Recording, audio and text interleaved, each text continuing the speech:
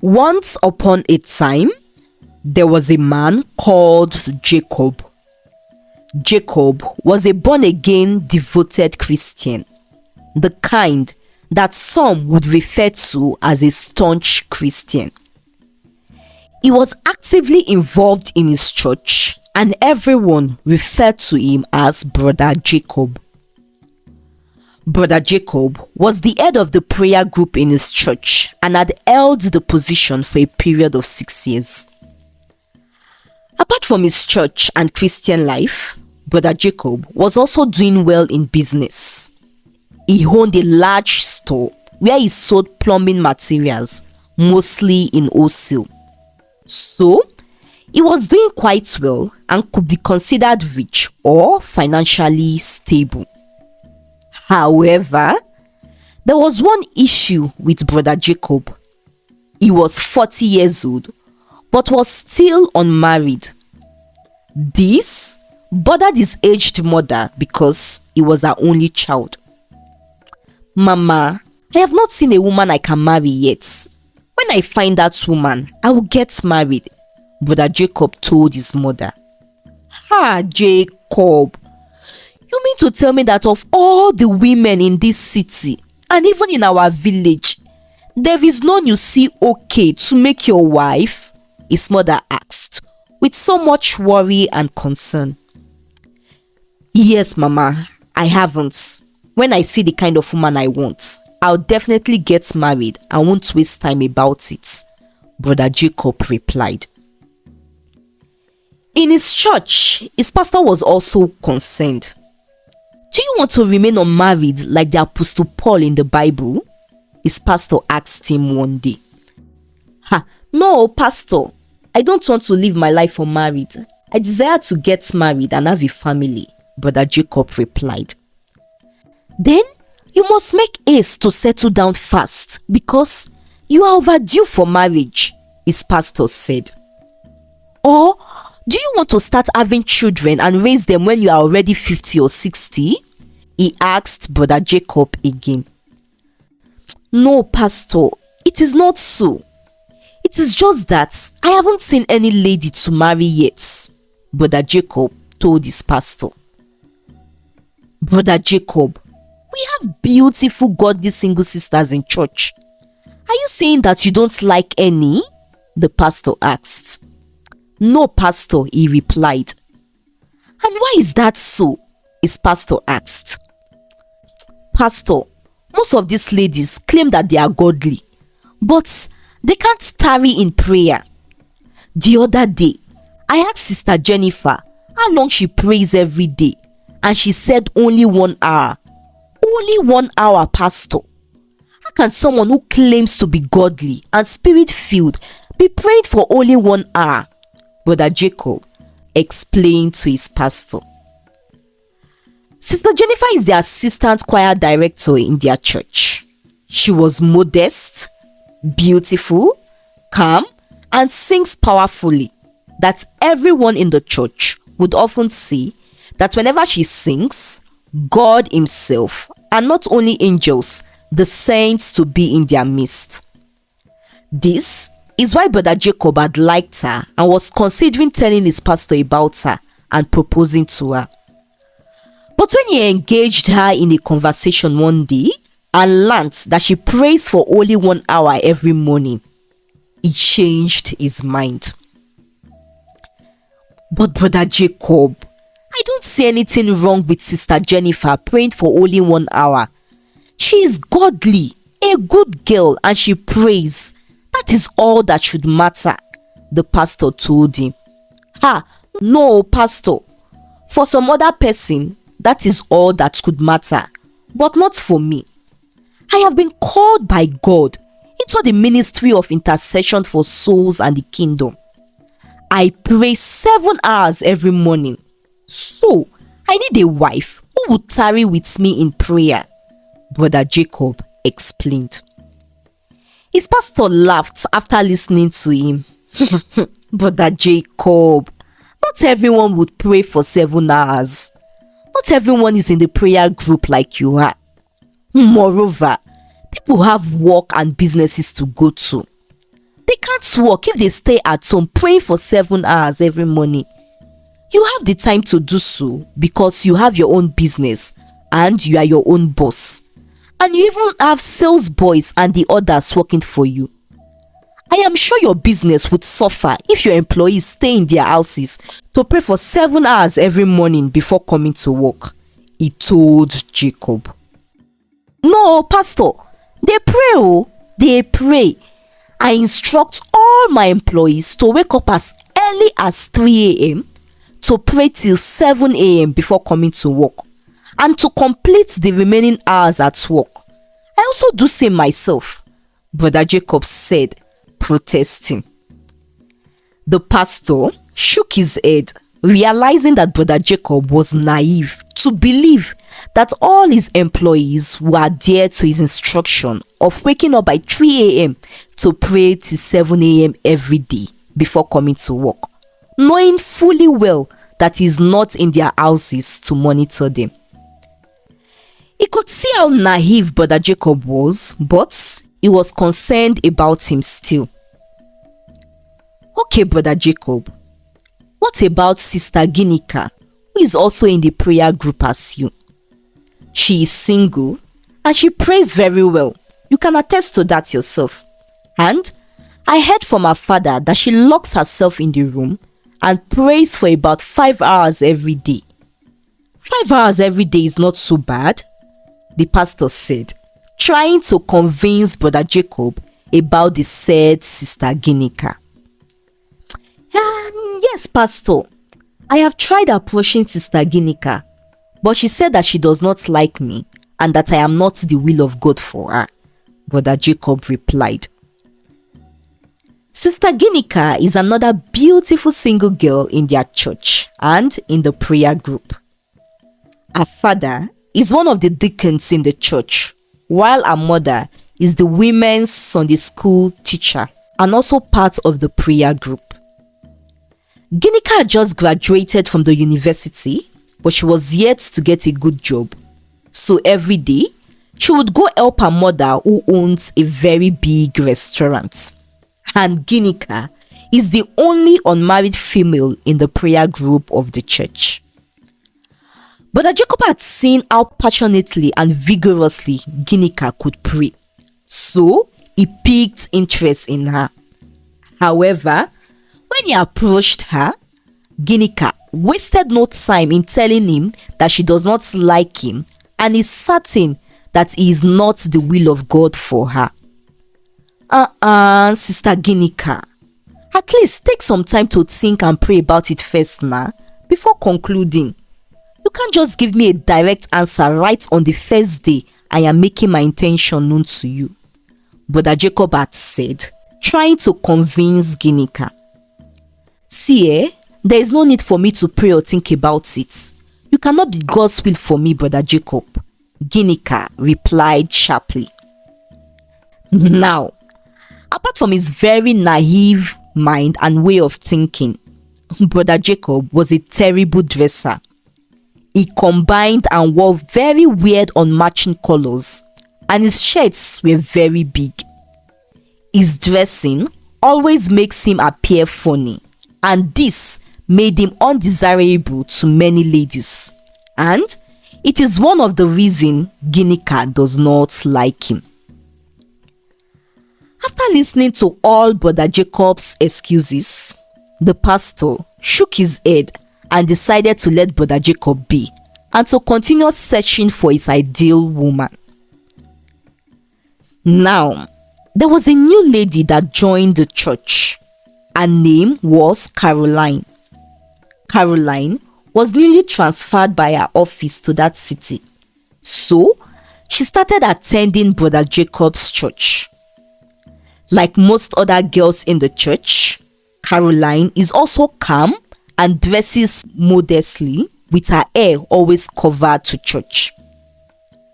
After attending the church for some time, she joined the prayer group. Brother Jacob was mesmerized the day of the first prayer meeting Caroline joined them. He thought Ginika could pray vigorously, but Ginika's prayer would be considered child's play compared to Caroline's own energy. Brother Jacob could not help but feel so impressed because Caroline had appeared calm when she was not praying. He liked her immediately and made up his mind that he was going to make her his wife.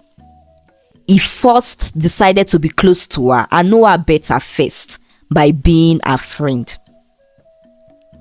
Months passed and Brother Jacob realized that he and Caroline blend so well.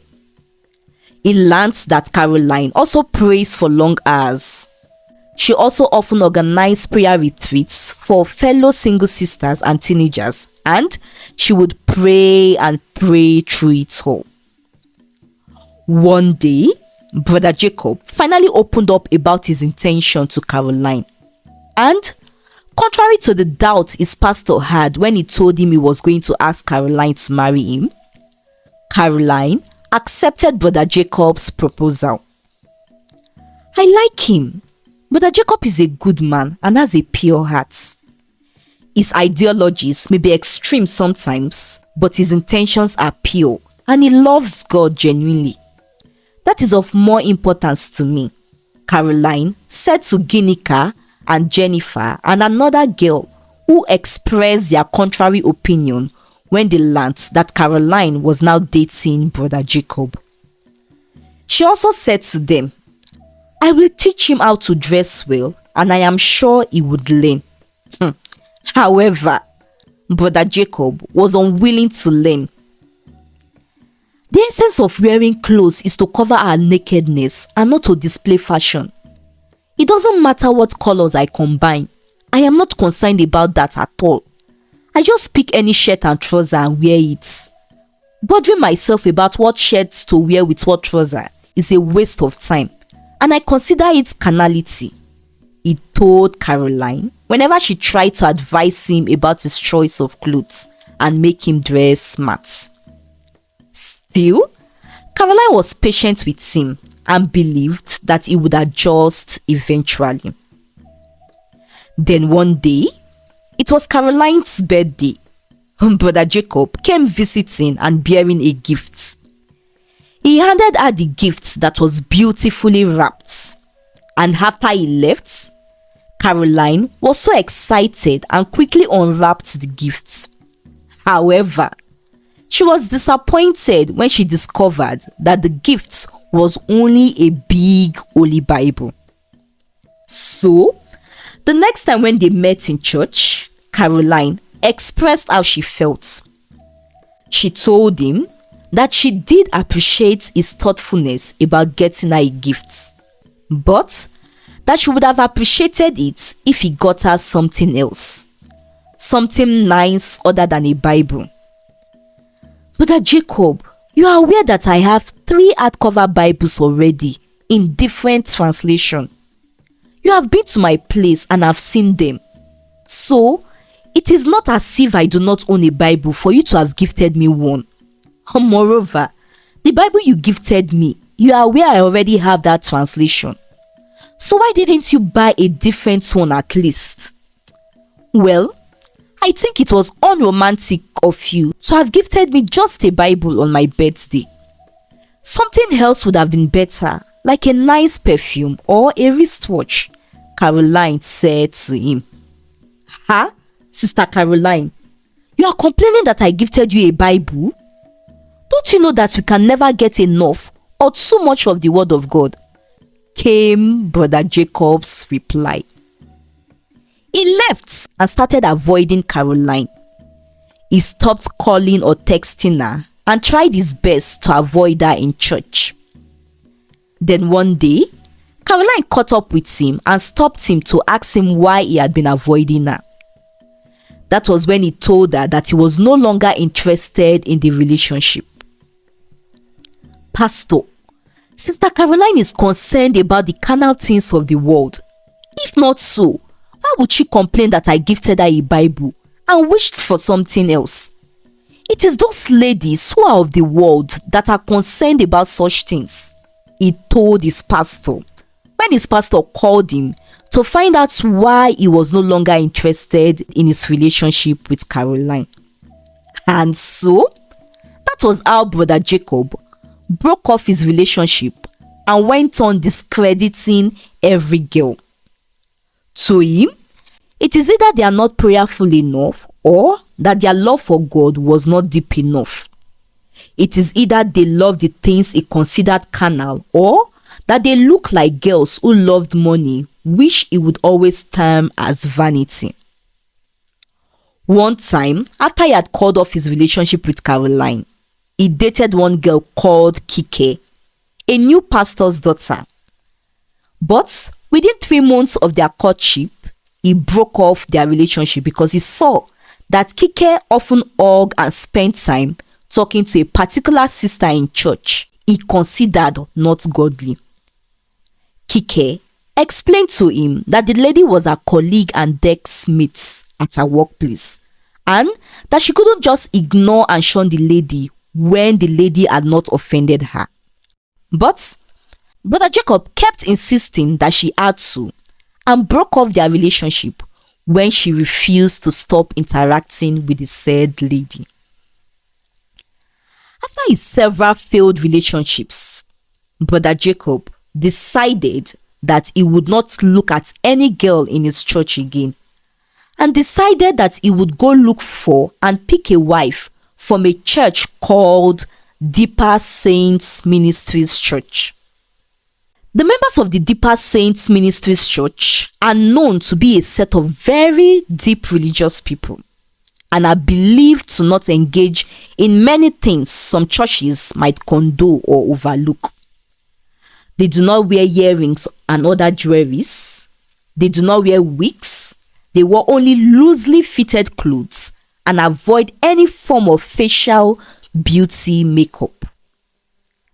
Brother Jacob started attending some of their special midweek services to enable him find his perfect wife.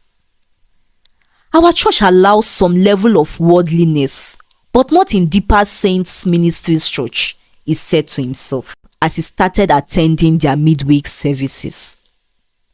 Soon, he found himself a girl called Tife. Tife is also a prayer warrior and the assistant prayer group head of the Deeper Saints Ministries Church. Brother Jacob was happy that he found Tife and concluded that he finally found his perfect wife. One day, he and Tife were walking back home after an evening service in Tife's church. Suddenly, a young man who was in a hurry mistakenly bumped into Tife, causing her handbag to fall down and the contents in it scattered on the ground. Brother Jacob and Tife bent down to pick up the bag and the scattered items. And, as they do, Brother Jacob saw a tiny face pancake powder amongst the items. Sister Tife, Brother Jacob called Tife with an expression of shock and unbelief visibly written on his face. What are you doing with a makeup powder? He asked. Oh, it's for my face. It's a face powder, Tife replied casually. Brother Jacob couldn't believe his ears. He asked why she would be using such when her church forbids makeup. Tife explained to him that her church does not forbid anyone to use or apply powder, and that what they condemn is the use and application of colorful facial makeup such as eyeshadow, lipstick, blush, and the likes. According to her, she explained that they do not disapprove of anyone who wants to apply face powder because some people have very oily skin, which makes their face always very oily. Then use white powder. Why makeup powder? Brother Jacob asked. Tife explained that using white powder makes her face white like one with leper, as described in the Holy Bible, because she has a very dry skin. But Brother Jacob was not pleased with her excuse for using brown facial powder. He told her that if using white powder made her face appear white, then she shouldn't use any powder at all instead of using brown makeup powder. Tife explained further that there is nothing wrong in using brown powder and that it doesn't make her less holy or a sinner. Brother Jacob refused still and called her a hypocrite who was living a life different from what her church is known for. Tife was shocked when Brother Jacob called her a hypocrite. But the ladies in your church also uses brown powder now, Tife said in defense. That's because my church allows it, which I don't like, by the way, Brother Jacob replied. When he got to his house, he sent Tife a text message to tell her that he was no longer interested in their courtship because he found out that evening that she was using a brown powder, which he believes is carnal. Months later, a young lady called Maria moved into the same compound Brother Jacob lives. Maria is also a devoted Christian. In fact, everyone in the compound began calling her the female version of Brother Jacob. Every day, Maria would pray loudly and even more loudly than Brother Jacob in her apartment for hours. She wore boogie blouses and skirts and always tied her hair with a scarf. She also did not wear makeup or even a tiny earring, much more any other jewelry. However, even with all this, her beauty was unmistakably obvious to everyone. Maria was a real natural beauty. She was also very respectful and soft-spoken. Everyone in the compound came to love Maria, and Brother Jacob was no exception. One day, he struck up a conversation with her. I notice how often you pray and how long you do that. I also believe that you are a true Christian because you do not love the immoral and ungodly things of the world. You dress modestly and carry yourself with caution, he said to her. But I noticed something though. Though you pray powerfully, I haven't seen you anytime going to church, even on Sundays. Or is it that you leave after I must have left for my own church and return before I return from mine? I would love to know the church you attend, Brother Jacob asked. Maria smiled and told him that she attended church in Kwara State, where she had been before she moved to Lagos. But that her church doesn't have a branch in Lagos, so she has been confused about what church she should start attending because she doesn't want to be in a church that does not practice or emulate holiness. And Brother Jacob was impressed when he heard Maria said that she's been cautious and wants to attend a church that holiness is practiced. He invited her to follow him to his church, and Maria did, even subsequently. Everything about Maria impressed Brother Jacob, her lifestyle and her mode of dressing. He made up his mind that he was going to court her, but he decided that he was going to test her first so that he would not make errors like he did with the other ladies he dated. First, he told her that he had a leading in his spirit to have a 3 days prayer retreat in his church and asked if she could join him. Maria accepted, and every morning for 3 days, they went to the church and prayed for 7 hours. At the end of his made-up prayer retreats, he was happy and impressed, seeing Maria pray vigorously and shaking her head. He gave her a pass mark for this in his checklist. For the second test, he searched Maria's handbag when she wasn't watching one day and was pleased when he didn't find any makeup products. His third test was asking Maria to stop speaking and interacting with some people he labeled worldly in his church. He watched Maria closely for weeks and was also pleased that Maria listened to him by not interacting with those people. He decided to put her through his final test on her birthday.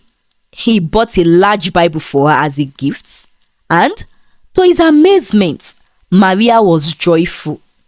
She even went down on her knees, expressing a deep appreciation for the gifts. And with this, Brother Jacob asked Maria to marry him a week later. He presented her to his mother and pastor, telling them that he has finally found his perfect godly wife. However, 1 month after they got married, Brother Jacob began to realize that even perceived godliness can be a deception. Maria, who wasn't putting on any makeup before, started doing so on a daily basis, and more so, overly loud makeup. Also, she started wearing trouser pants and skimpy dresses.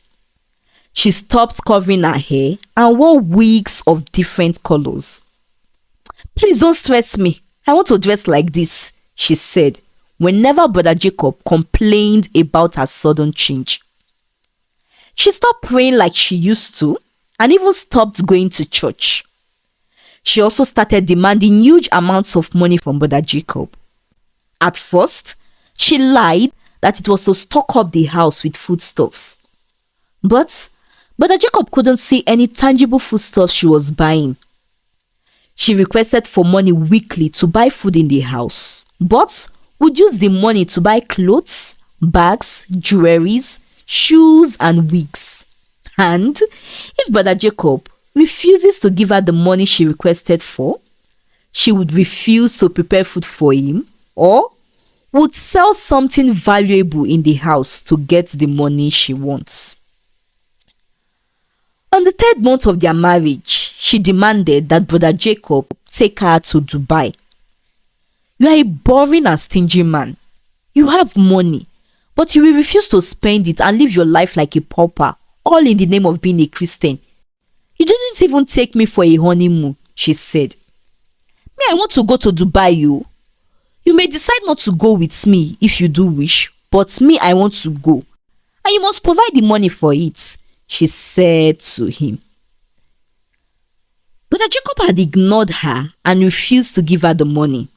So, seeing that her husband is not willing to give her the money she requested for over a month, she made the demand. She went to his storehouse one evening and carried large and expensive plumbing materials and sold them to buy her tickets and sponsor her trip to Dubai. She had picked up his key to his warehouse without his knowledge and went there very late one night to cut away with those goods. Well, Maria was not a good girl. She was never a good girl, as she portrayed herself to be to Brother Jacob and everyone else in their vicinity. Maria was a runs girl, a term used for ladies who follow men as escorts and sleep with these men for money. Maria, who had been based in Ilorin, Kwara State, moved to Lagos after being badly beaten one day by the wife of a man she was going out with. The woman threatened to visit her in her house one day and to bait her with acid. And this made Maria got scared and ran to Lagos to be with her aged aunt, whose food canteen was a few walk away from Brother Jacob's plumbing shop. Maria had overheard Brother Jacob's sales boys talking about their boss's lifestyle and how he had been discrediting the ladies he courted and how he ended his relationship with them because of his perception of how a godly lady should be. She also learned from them that he is very wealthy, although he doesn't look it. And one evening, she saw him on the road speaking harshly to a lady because the lady was a Christian who was using brown powder. That was Tife, and the night Brother Jacob saw pancake powder in Tife's bag. So, in a bid to secure a naive rich man for herself, Maria decided to play smart and pretended to be the perfect godly wife Brother Jacob was searching for. She once lived with her paternal grandmother who would pray and speak in tongues for hours, So she acted that out to convince everyone. Anyway, after Maria stole and sold his goods and traveled to Dubai, Brother Jacob complained and lamented bitterly to his pastor about Maria's change in attitude. And that was when the pastor's niece, who was schooling in the University of Ilorin and had come to visit for holiday, told the pastor and Brother Jacob who Maria really was. I was surprised the first day I saw her in church and learned that she was already married, the pastor's niece said. I was tempted to tell you about her lifestyle in Ilorin, but I held back because I believe people change and that she had changed. It's quite unfortunate that she really didn't change but tricked you, Brother Jacob, the pastor's niece told Jacob.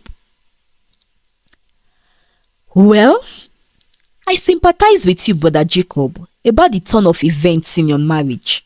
But you threw away the opportunity of getting married to the actual, genuine, and godly ladies because you had unrealistic doctrinal perceptions of what godliness is. You measured a person's godliness by how long they prayed and termed things to be worldly. The ladies you had the opportunity to court were modest in their appearance and served God truthfully. But to you, it was not enough. So, like I said, I sympathize with you in the turn of events in your marriage. But now, Maria is your cross, so you must carry it, his pastor said. Brother Jacob bowed his head in sadness, shame, and regret as he left, realizing that all his pastor said were true. He wished he had not been overly judgmental and judged people by their overly religious activities they display in public. But for him, it was too late. The end. Hey lovelies, I hope you enjoyed this story and I am sure you've also learned something from it. You can share in the comment section. Please like and share this video to support me. And if you're here to subscribe to this channel, hit on the subscribe button to subscribe now for more interesting stories. Thanks for listening. I'll see you in my next video. Bye.